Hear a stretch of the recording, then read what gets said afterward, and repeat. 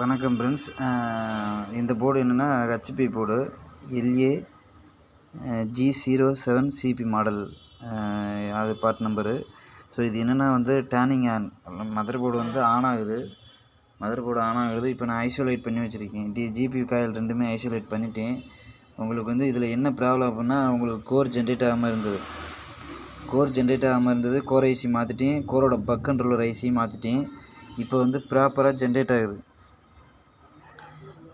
உங்களுக்கு வந்து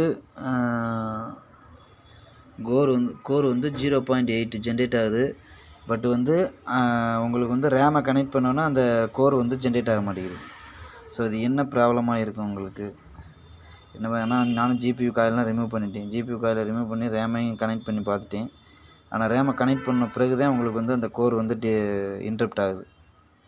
core voltage வந்து இன்டரப்ட் ஆகுது. அந்த HP laptop LA-G07CP model. So அந்த மாடலோட தொடர்ச்சி தான் இப்போ நமக்கு வந்து ரேமை கனெக்ட் பண்ணும்போது உங்களுக்கு வந்து கோர் வோல்டேஜ் வந்து டிசேபிள் ஆனது, அதாவது இன்டரப்ட் ஆனது. ஸோ இப்போ வந்து நம்ம அந்த ப்ராப்ளத்தை வந்து ரெக்டிஃபை பண்ணியாச்சு. இப்போ நம்ம வந்து வாங்க ஆன் பண்ணி பார்க்கலாம். ஓகேங்களா?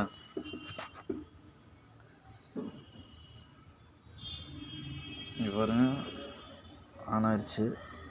DC ஆம்பியரை பாருங்கள், 360 ரேஞ்சில் போயிட்டு இப்போ பாருங்கள் உங்களுக்கு வந்து டிஸ்பிளே வந்து க்ளோ ஆகிடும். ஓகேங்களா?